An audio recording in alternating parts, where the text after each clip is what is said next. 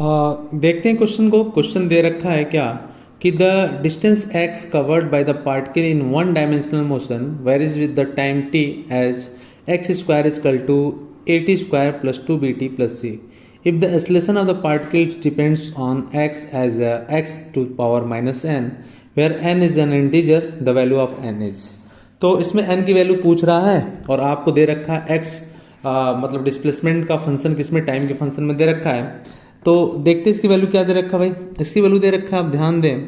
तो कह रहा है कि एक्स स्क्वायर इजकल टू कितना भाई, एक्स स्क्वायर इजकल टू है a t square plus 2bt plus कितना सी, है ना, प्लस कितना है सी।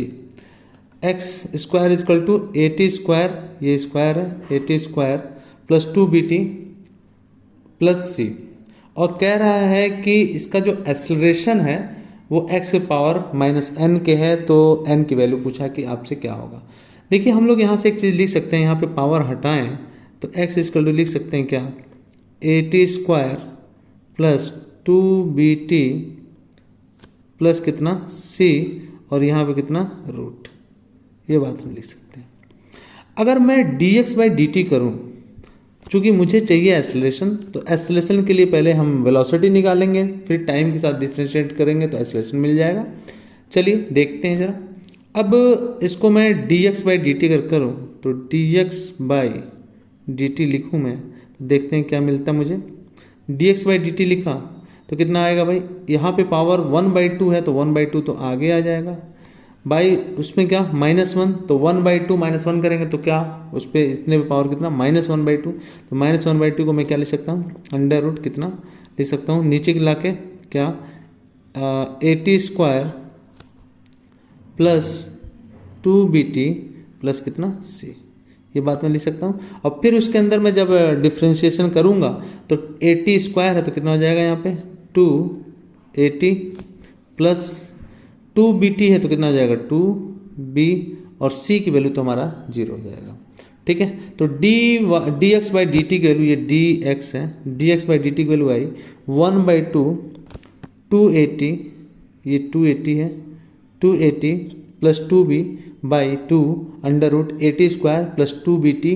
प्लस c, है ना। तो ये dx बाई dt को मैं क्या लिख सकता हूँ, इस dx बाई dt को मैं लिख सकता हूँ वेलोसिटी, और वेलोसिटी की वैल्यू कितनी मिल जाएगी हमें, वेलोसिटी की वैल्यू मिल जाएगी 1/2 और यहाँ पे अगर मैं 2 कॉमन कर लूँ तो क्या मिल जाएगा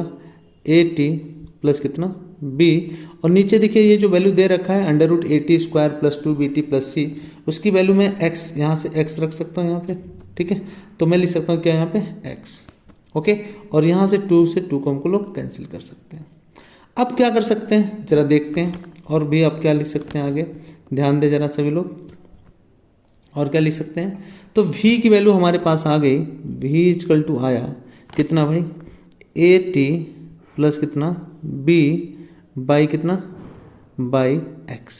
ओके। अब dv बाई dx को, अच्छा इस देखिए v और x को मल्टीप्लाई कर ले जाए यहाँ पे, तो vx इक्वल टू कितना आ गया, ये आ गया 80 प्लस कितना b, ये हमारे पास आ गया। अब यहाँ पे डिफ्रेंशिएट करें v और x को टाइम के साथ में, तो हम लोग लिख सकते हैं क्या, v को छोड़ा dx को डिफ्रेंशिएट किया, दो वेरिएबल का डिफ्रेंशिएशन है टाइम के साथ में, प्लस x को छोड़ा v को डिफ्रेंशिएट किया तो dv बाई कितना मिलेगा हमें, dv बाई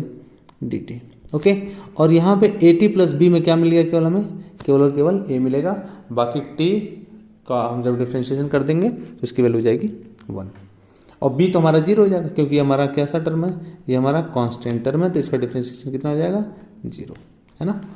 तो अच्छा अब देखिए dx बाई dt को हम लोग क्या लिख सकते हैं, v लिखते हैं, तो v क्या हो जाएगा, v इंटू v, ठीक है, तो v स्क्वायर और प्लस यहाँ पे x, और ये dv बाई dt है, तो इसको हम लोग लिखेंगे एक्सेलरेशन। और मैं एक्सेलरेशन को ध्यान दे जरा, एक्सेलरेशन को मैं किससे दिखाऊंगा, एक्सेलरेशन को मैं f से दिखा रहा हूँ, f से, ठीक है, क्योंकि यहाँ पे एक कांस्टेंट टर्म है तो उसमें कंफ्यूजन आएगा, इसलिए मैं इसको दिखा रहा हूँ एक्सेलरेशन को किससे, f से। इक्वल टू कितना आया भाई, इक्वल टू आया कितना a,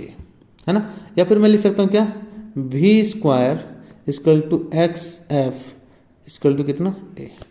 चलिए नोट करिए, अगले पन्ने पे पहुँचते हैं, पॉज करिए और फिर इसका स्नैपशॉट ले लीजिए। आगे बढ़ते हैं, दूसरे पेज पे चलते हैं। ओके, चलिए तो हमारे पास आया वैल्यू कितना, एक मिनट, हमारे पास जो वैल्यू आई बच्चों वो कितनी आई देखते हैं। हमारे पास जो वैल्यू आई थी वो आई थी कितना,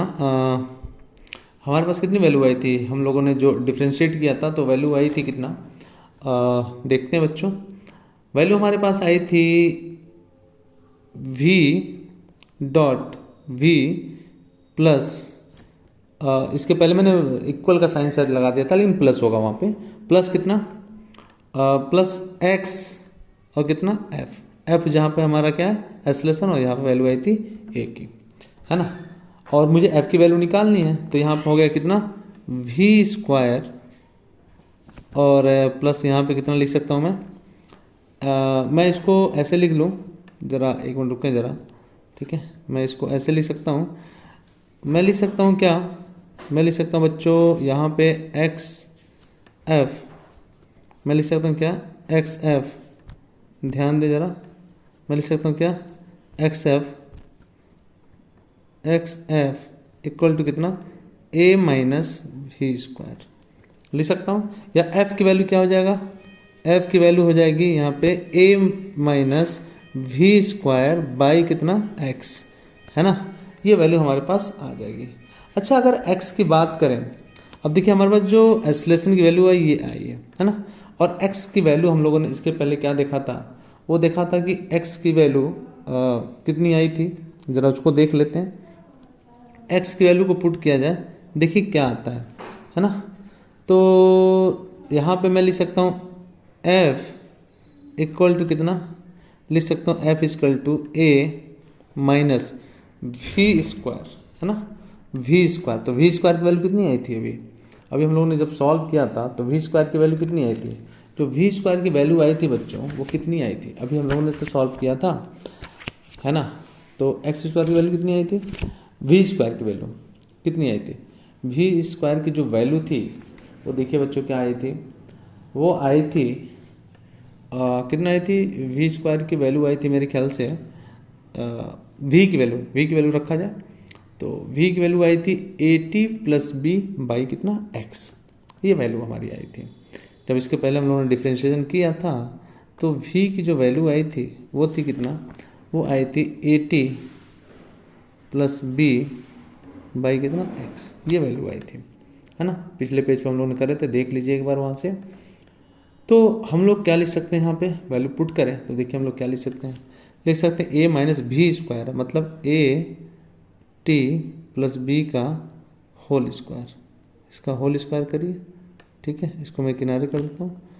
बाई कितना है बाई एक्स स्क्वायर, और एक्स स्क्वायर कितना हो जाएगा यहाँ पे एक्स क्यू हो जाएगा,